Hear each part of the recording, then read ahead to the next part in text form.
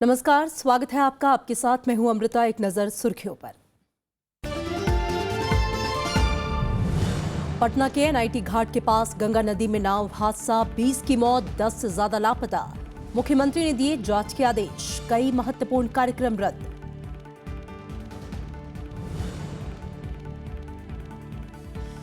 Amazon पर तिरंगे के बाद अब राष्ट्रपिता बापू के अपमान का आरोप। ट्विटर पर लोगों ने विदेश मंत्री से की शिकायत। भारत ने कहा संवेदनाओं और भावनाओं का सम्मान करे कंपनी।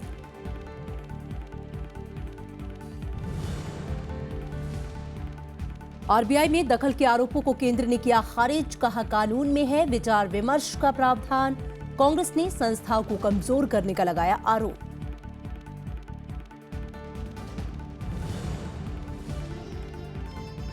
महात्मा गांधी पर हरियाणा के स्वास्थ्य मंत्री अनिल विज के बयान की निंदा। बीजेपी ने बताया निजी राय, भारी दबाव के बाद जताया खेद।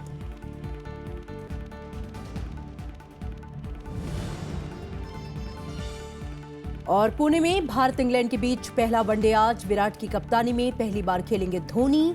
लंबे समय बाद वापसी कर रहे युवराज सिंह पर भी निगाहें।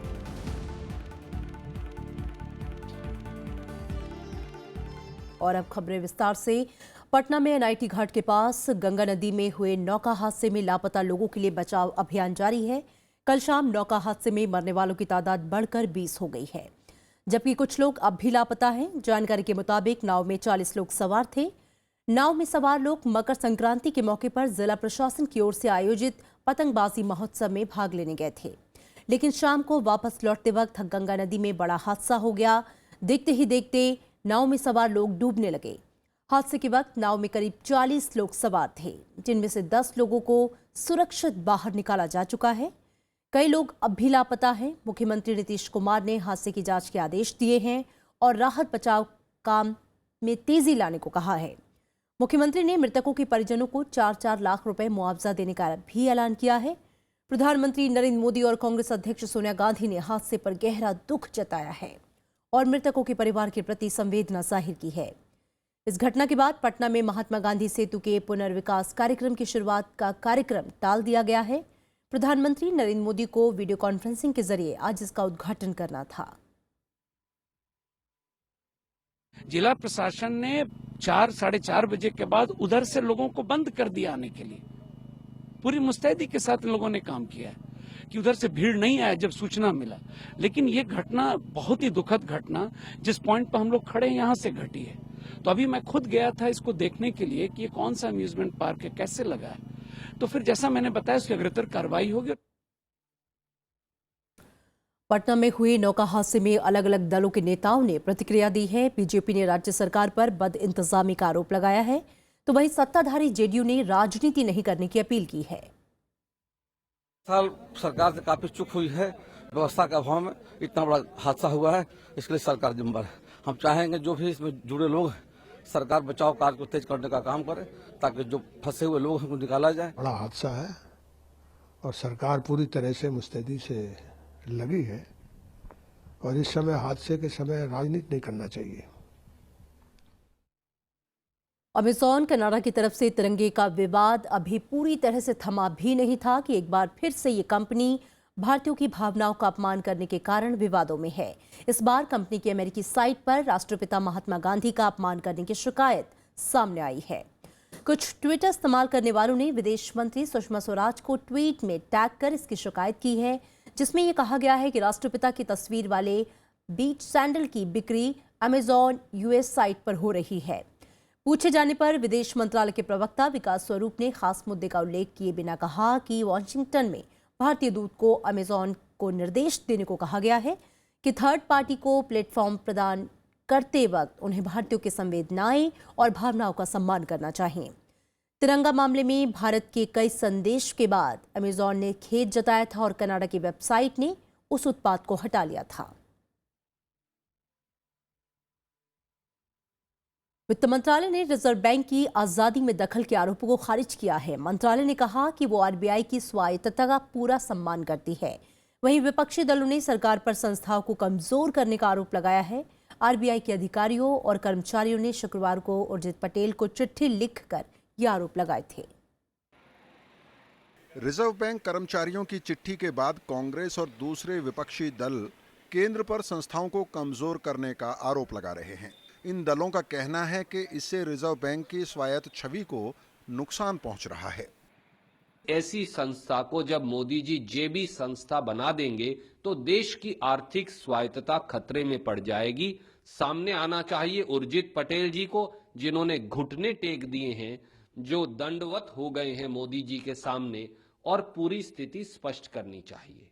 RBI must function with some amount of autonomy, and that autonomy has been undermined, and it is RBI governor who gives promise to the citizens, and it should be understood properly, and government will have to answer. वहीं वित्त मंत्रालय ने कहा है कि वो reserve bank की आजादी और स्वायत्तता का पूरा सम्मान करता है। मंत्रालय ने कहा है कि जनता से जुड़े मुद्दों पर सरकार और RBI के बीच विचार विमर्श होता है और कानून में इसका प्रावधान है। इस तरह की चर्चा को स्वायत्तता में दखल नहीं माना जा सकता। बीजेपी ने कहा है कि ये राजनीतिक मुद्दा नहीं है, इसलिए सबको राजनीति से बचना चाहिए। ये कोई राजनीतिक मुद्दा तो है नहीं, और जो भी है RBI के जो भी चीफ होंगे वो इस पर जवाब देंगे, या जो भी उनके डिपार्टमेंट के लोग हैं। इस पर राजनीतिकरण की ना तो कोई गुंजाइश है और ना ही कोई राजनीतिक टिप्पणी बनती है इस विषय पर। रिजर्व बैंक के अधिकारियों और कर्मचारियों के 4 संगठनों ने उर्जित पटेल को चिट्ठी लिखकर अपना विरोध दर्ज कराया है। इसमें कहा गया है कि नोटबंदी के बाद RBI की छवि और स्वायत्तता को इतनी ठेस पहुंची है कि अब इसे ठीक नहीं किया जा सकता। नकदी प्रबंधन के लिए वित्त मंत्रालय से एक अधिकारी को नियुक्त करने का विरोध भी किया गया है। पत्र में कहा गया है कि नोटबंदी के बाद कुप्रबंधन से कर्मचारी अपमानित महसूस कर रहे हैं। जॉइंट सेक्रेटरी अपॉइंट करके वॉच रखना, ऑपरेशन में दखल देना, ये ठीक नहीं है, और इसके लिए हम सभी श्रेणी के कर्मचारियों ने ये जो हस्तक्षेप है रिजर्व बैंक के कारोबार में, उसको हम लोगों ने प्रोटेस्ट किया है। विशेषज्ञों का भी मानना है कि आरोपों की जांच होनी चाहिए। तो निश्चित रूप से अगर रिजर्व बैंक के कुछ लोगों ने कुछ गलत किया है तो उनको ह्यूमिलिएशन लगता है, लेकिन मुझे लगता है कि वो एक जांच का विषय है और जांच होनी चाहिए। 8 नवंबर की आधी रात से नोटबंदी लागू हुई थी।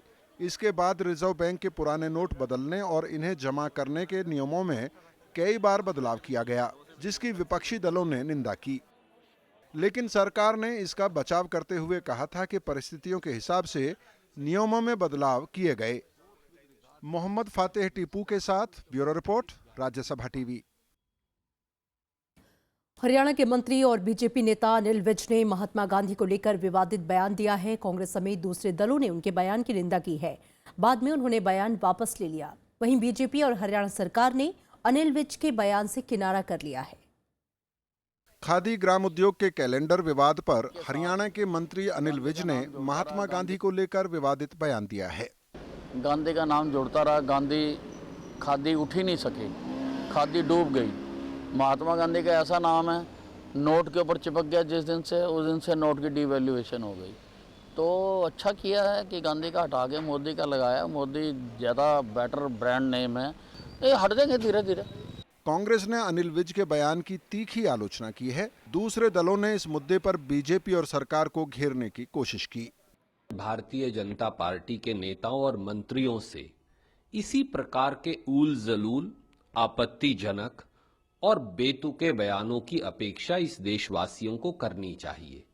खादी और गांधी इस देश का इतिहास भी हैं, इस देश की आत्मनिर्भरता की पहचान भी हैं। कि बापू ने जो आजादी दिलाई और आज बोलने के उनको छूट है, मंत्री बने हैं, थोड़ा सा भी शर्म नहीं है ऐसे लोगों को इस तरह का बात का व्यवहार गांधी बापू के विषय में करने का। ये उनकी मानसिकता का एक प्रदर्शन है, लेकिन ये बयान उन्होंने जरूर दिया है, लेकिन ये शब्द लिख के कहीं और से आए हैं। ये उनकी पार्टी की जो विचारधारा है उसका एक प्रतिबिंब है। उधर हरियाणा सरकार और बीजेपी ने अनिल विज के बयान को निजी विचार बताकर किनारा कर लिया है। गांधीवादी समाजवाद को हम प्रेफर करते हैं, तो इस नाते से कोई और इसके अदरवाइज किसी प्रकार की कोई बात कही होगी तो उन्होंने व्यक्तिगत तौर पर कही होगी, उसका पार्टी से कोई लेना देना नहीं। खादी ग्राम उद्योग के कैलेंडर और डायरी पर इस साल महात्मा गांधी की बजाय चरखे के साथ प्रधानमंत्री नरेंद्र मोदी की फोटो छपी है और विपक्ष इसे मुद्दा बना रहा है और खुद बीजेपी सफाई दे रही है कि गांधी को कोई रिप्लेस नहीं कर सकता। लेकिन अब हरियाणा सरकार में मंत्री अनिल विज के बयान ने पार्टी को और मुश्किल में डाल दिया है। Bureau report, Rajya Sabha TV. Bulletin में अब चुनाव से जुड़ी खबरें।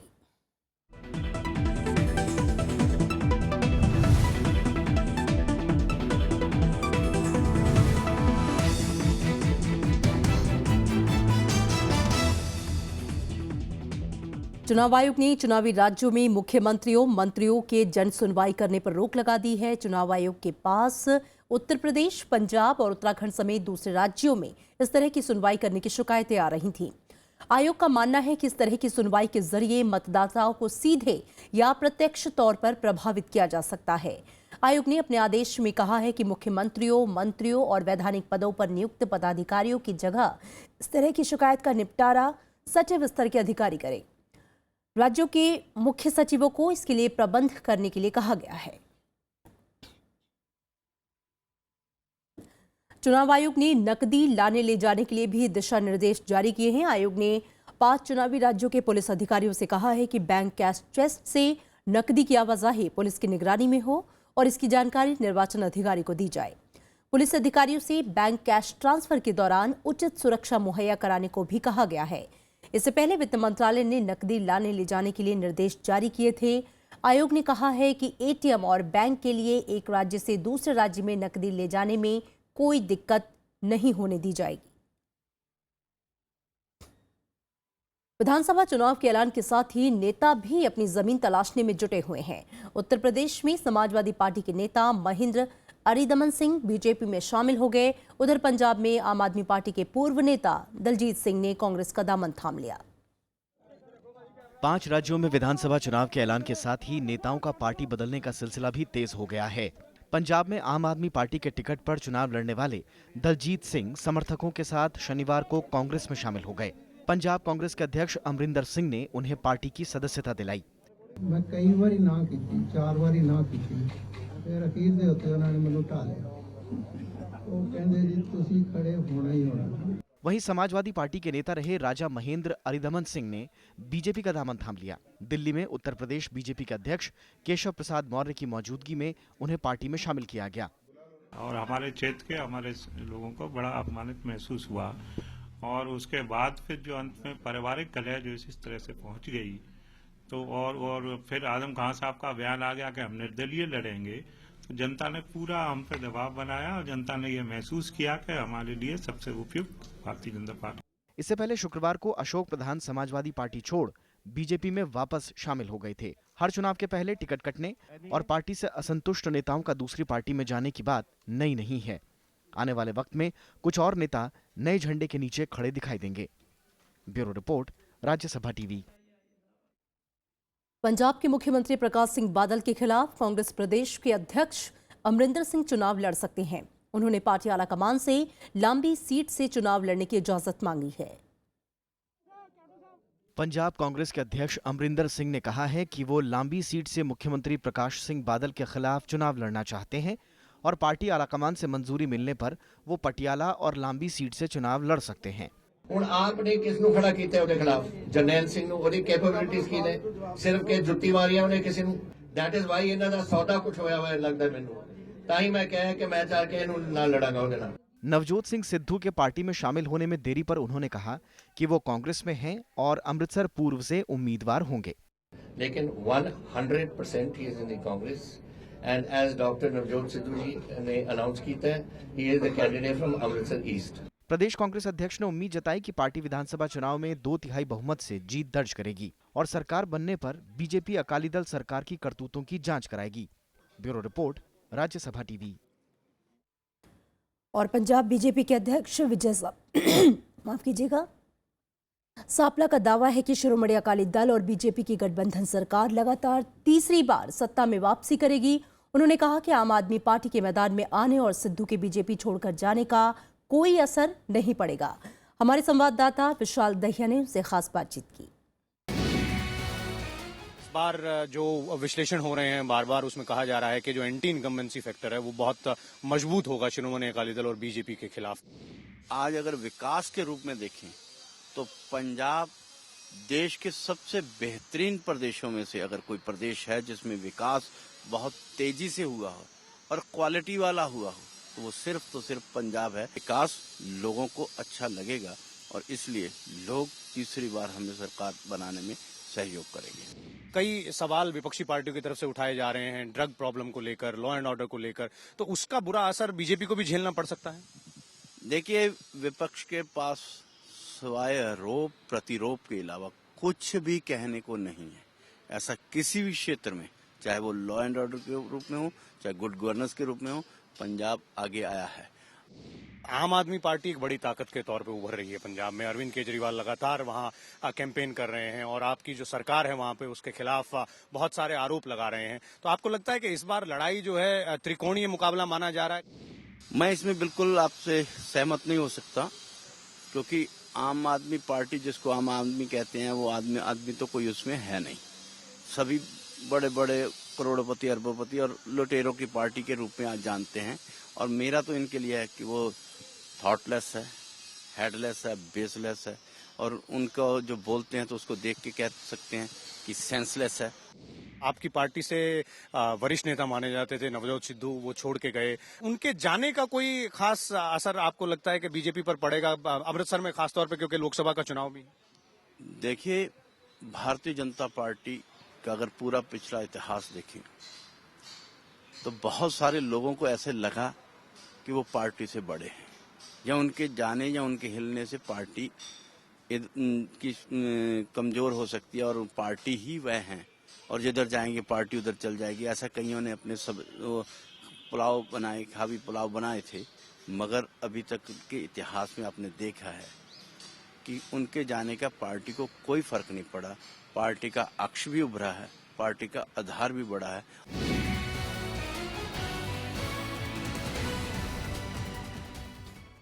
उत्तराखंड में बीजेपी सत्ता में वापसी की कोशिश में लगी है। हालांकि बीजेपी की राह आसान नहीं है। पार्टी में मुख्यमंत्री पद के चेहरे को लेकर स्थिति अभी तक साफ नहीं है। रमेश पोखरियाल, विजय बहुगुणा, सतपाल महाराज और बीसी खंडूरी समेत तमाम नेता हैं जो खुद को राज्य के मुख्यमंत्री पद की दौड़ में मान रहे हैं। राज्य में चुनावी रणनीति और मुख्यमंत्री के सवाल पर हमारे संवाददाता प्रणव गोस्वामी ने बात की पूर्व मुख्यमंत्री भगत सिंह कोश्यारी से। हमारे साथ हैं उत्तराखंड के पूर्व मुख्यमंत्री और वरिष्ठ बीजेपी नेता भगत सिंह कोश्यारी साहब। सर, उत्तराखंड में किस तरह के चुनावी मुद्दे आप देखते हैं जो जनता के बीच में लेकर जाएंगे, खासतौर पर तब जबकि सत्ता पर फिलहाल कांग्रेस काबिज है? देखिए, उत्तराखंड देशभक्त लोगों का प्रदेश है। वहाँ हर परिवार में कोई न कोई वर्तमान या पूर्व सैनिक, अर्ध सैनिक है। और हमारे केंद्र सरकार ने जब 1 रैंक 1 पेंशन लागू किया, जो 43 साल से नहीं हुआ था, इस बार हुआ। आप जहाँ जाएंगे तो हर घर में आपको एक व्यक्ति ऐसा मिलेगा जो कहेगा कि मेरी तो 8,000 रुपये महीना पेंशन बढ़ गई।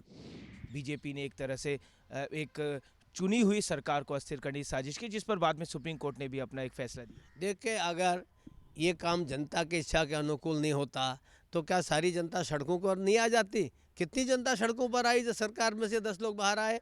उल्टे इन 10 लोगों का स्वागत हुआ। जब उत्तराखंड में बीजेपी सरकार थी, 3 बार मुख्यमंत्री बदले गए वहाँ पर। क्या इस बार मुख्यमंत्री का कोई चेहरा नहीं है या नेतृत्व कौन है, किसका नेतृत्व होने वाला? देखिए, ऐसा है कि हमने इतने प्रदेशों में चुनाव किए, हम जीते। कौन से प्रदेश में हमने मुख्यमंत्री का फेस दिया? भाई एक काम करो, बीजेपी को लाओ और फिर सब लोग हमारे अयोग्य हैं, कोई भी मुख्यमंत्री बन जाएगा। तो कोश्यारी जी का ये कहना है कि फिलहाल उत्तराखंड में सत्ता में बीजेपी को लाना सबसे बड़ी चुनौती है और उसके बाद नेतृत्व किसका होगा, मुख्यमंत्री पद के दावेदार कौन होंगे, ये बाद में पार्टी नेतृत्व स्वीकार करेगा। कैमरा पर्सन विजय के साथ प्रणव गोस्वामी, राजसभा टीवी, दिल्ली।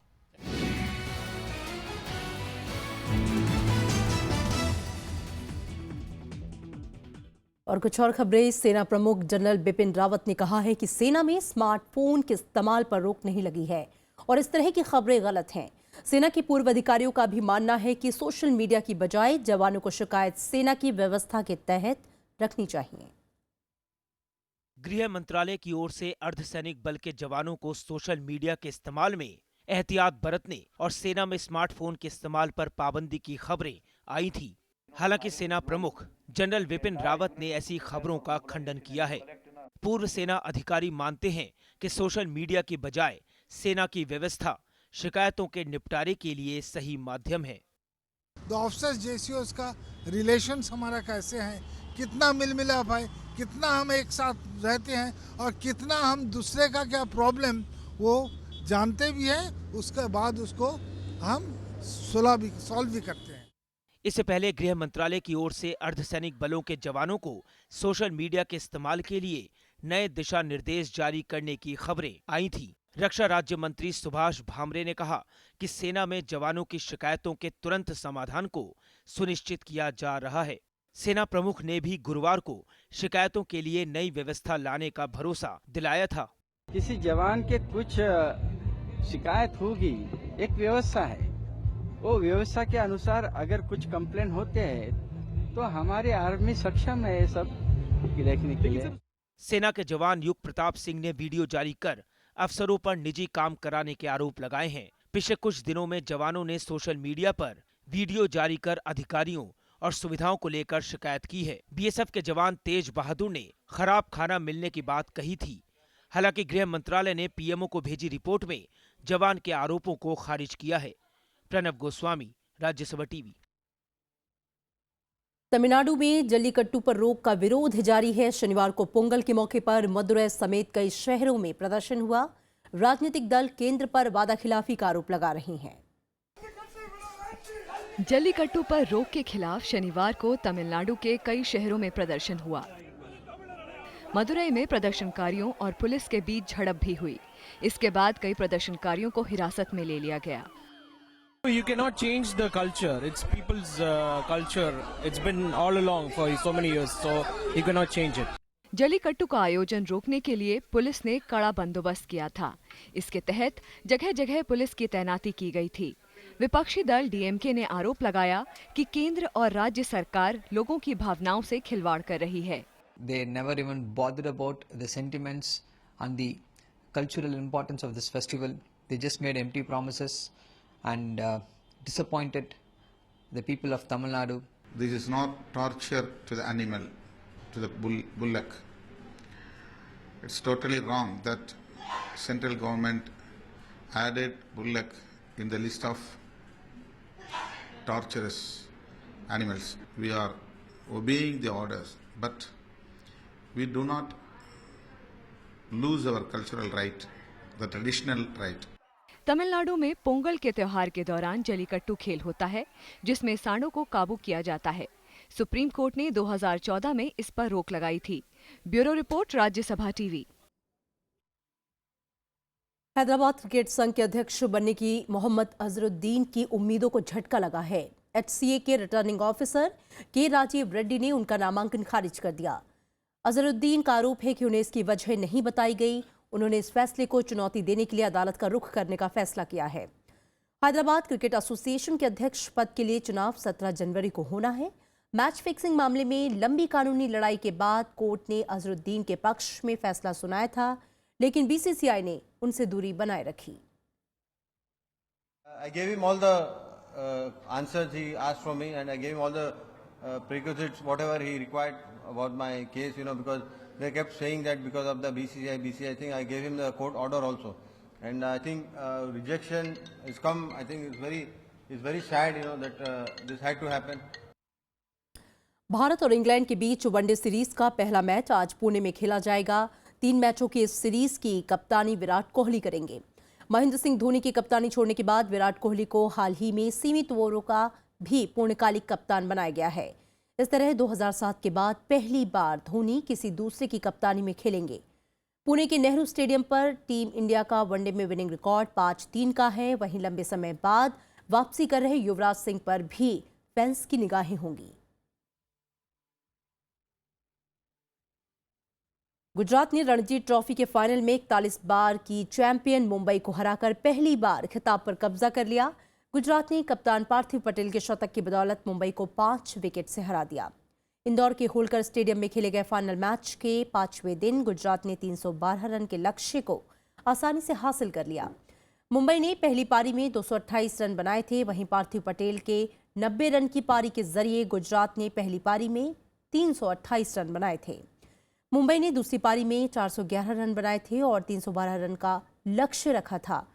दोनों पारियों में शानदार खेल के लिए पार्थिव पटेल को मैन ऑफ द मैच चुना गया। और अब बात मौसम की। उत्तर भारत में ठंड का सितम जारी है। फिलहाल ठंड से निजात मिलने की कोई उम्मीद नहीं है। मौसम विभाग ने हिमाचल प्रदेश और उत्तराखंड में आज और कल भारी बर्फबारी और बारिश की चेतावनी दी है। पहाड़ों में बर्फबारी का असर पंजाब, हरियाणा समेत पूरे उत्तर भारत में देखने को मिल रहा है। मैदानी इलाकों में भी शीतलहर जारी है। कोहरे से यातायात पर भी बुरा असर पड़ा है। जम्मू कश्मीर, हिमाचल प्रदेश और उत्तराखंड में भारी बर्फबारी के बाद पहाड़ों में जनजीवन ठप हो गया है, जिसके चलते लोगों को कई समस्याओं का सामना करना पड़ रहा है। मौसम विभाग ने अलर्ट जारी किया है कि 15 और 16 जनवरी को हिमाचल और उत्तराखंड के कई इलाकों में बर्फबारी और बारिश हो सकती है।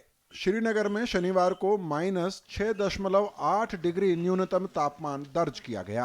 टेम्परेचर तो काफी ज्यादा लो है, तो इस वजह से काफी दिक्कत आ रही है। कैसे मैनेज कर रहे हैं? मैनेज करना पड़ रहा है, आग जलानी पड़ रही है, फिर इसी वजह से मैनेज हो पा रहा है। पहाड़ी इलाकों में हो रही बर्फबारी का असर पंजाब, हरियाणा समेत पूरे उत्तर भारत में देखने को मिल रहा है। इसकी वजह से सर्दी का सितम और बढ़ गया है। दिल्ली एनसीआर में सुबह का तापमान 4.3 डिग्री दर्ज किया गया। सर आग जला रहे हैं और अंदर बैठे हुए हैं, बाहर नहीं निकले, बाहर निकलने का मन नहीं कर रहा। घने कोहरे के चलते रेल, सड़क और हवाई यातायात पर असर पड़ रहा है। धुंध की वजह से कई अंतर्राष्ट्रीय और घरेलू उड़ानें देरी से चल रही हैं। 25 ट्रेनें देरी से चल रही हैं। कई ट्रेनों के समय में बदलाव भी किया गया है। 8:30 बजे का 8:35 का ट्रेन था शाम में, जबकि हम यहाँ पर 7 बजे से ही बैठे हैं और हमें कह रहे थे जो कि हाँ तुम्हारा ट्रेन लेट है और जाएगा तुम्हारा ट्रेन। क्या कह रहा है तो कि 8 बजे सुबह जाएगा। लोग ठंड से बचने के लिए चाय से लेकर सभी घरेलू उपायों का सहारा ले रहे हैं। मौसम विभाग के मुताबिक अगले कुछ दिनों तक ठंड से निजात नहीं मिलेगी। Bureau report, Rajya Sabha TV. Punjab के पूर्व मुख्यमंत्री और कई राज्यों के राज्यपाल रहे सुरजीत सिंह बर्राला का कल चंडीगढ़ में निधन हो गया। वो 91 साल के थे। सांस लेने में दिक्कत के बाद उन्हें गुरुवार को अस्पताल में भर्ती कराया गया था। आज उनका अंतिम संस्कार किया जाएगा। राजीव लोंगोवाला समझौते के बाद वो 1985 में पंजाब के मुख्यमंत्री बने थे। वो तमिलनाडु के साथ साथ उत्तराखंड और आंध्र प्रदेश के राज्यपाल भी रहे। तमिलनाडु का राज्यपाल रहते हुए उन्होंने 1991 में डीएम की सरकार को बर्खास्त करने की सिफारिश करने से इनकार कर दिया था। वो केंद्र में कृषि और रसायन व उर्वरक मंत्री भी रहे। प्रधानमंत्री नरेंद्र मोदी और मुख्यमंत्री प्रकाश सिंह बादल ने उनके निधन पर शोक जताया है। और आज थल सेना दिवस है। आज ही के दिन 15 जनवरी 1949 को भारतीय सेना ब्रिटिश सेना में पूरी तरह से आज़ाद हुई थी। इस दिन KM करियप्पा को भारतीय सेना का पहला कमांडर इन चीफ बनाया गया था। इससे पहले ये कमान ब्रिटिश मूल के निवासी फ्रांसिस बूचर के पास थी। तब से ही 15 जनवरी को थल सेना दिवस के रूप में मनाया जाता है। इंडिया गेट के अमर जवान ज्योति पर शहीदों को श्रद्धांजलि दी जाएगी। प्रधानमंत्री नरेंद्र मोदी ने थल सेना दिवस के मौके पर सेना को बधाई दी है। और अब चलते चलते एक नजर हेडलाइंस पर। पटना के NIT घाट के पास गंगा नदी में नाव हादसा, 20 की मौत, 10 से ज्यादा लापता। मुख्यमंत्री ने दिए जांच के आदेश। कई महत्वपूर्ण कार्यक्रम स्थगित। अमेजॉन पर तिरंगे की बात, अब राष्ट्रपिता बापू के अपमान का आरोप। ट्विटर पर लोगों ने विदेश मंत्री से की शिकायत। भारत ने कहा संवेदनाओं और भावनाओं का सम्मान करे कंपनी।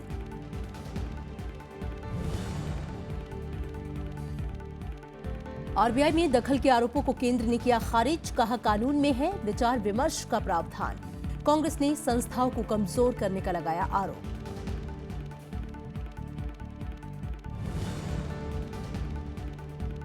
महात्मा गांधी पर हरियाणा के स्वास्थ्य मंत्री अनिल विज के बयान की निंदा। बीजेपी ने बताया निजी राय, भारी दबाव के बाद जताया खेद।